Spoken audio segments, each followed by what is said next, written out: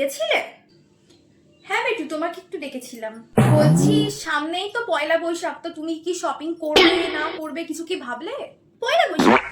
You mean Bengali new year? হ্যাঁ, Bengali new ইয়ার। তো আমি আর তোমার বাপি ভাবছিলাম যে কিছু জামা প্যান্ট কিনতে বেরোবো, তাই তোমাকে জিজ্ঞাসা করলাম তোমার কি কিছু নেওয়ার আছে, আমাদের সাথে কি যাবে? আমার কাছে তো অনেক জামাই আছে, তো তুমি যদি বলো এই উপলক্ষে 5-10টা জামা আমি কিনে দিতে পারি।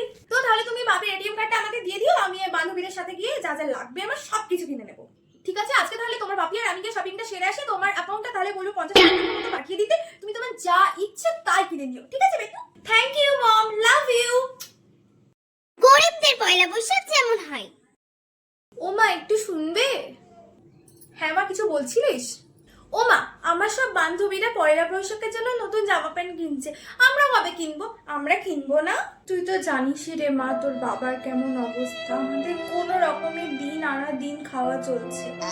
তোর বাবার একটু ভালোভাবে কাজটা হোক, আমি বলবো তোর বাবাকে তোর জন্য একটা নতুন জামা এনে দিতে, কেমন?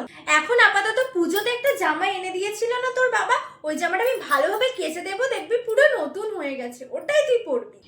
আচ্ছা মা, ঠিক আছে, তাহলে বাবার কাজ হবে তখন আমরা সবাই মিলে যাব। আমি কিন্তু লাল রঙের একটা জামা কিনবো। ঠিক আছে মা, আমি তাহলে যাই। ঠিক আছে সোনা মা আমার, যাও তুমি একটুখানি ওদের সাথে খেলে নাও, বা যাও আবার তাড়াতাড়ি চলে আসবে সন্ধ্যার আগে, কেমন? মেয়েটাকে তো যেন তেন প্রকারে বুঝিয়ে দিলাম, ওরও তো ইচ্ছা হয় পয়লা বৈশাখ একটু নতুন জামা পরার।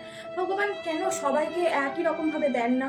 আমাদের গরিবদেরই সব ইচ্ছা বিসর্জন দিয়ে এরম ভাবে চলতে হয়। কবে যে সুখের দিনটা পাবো।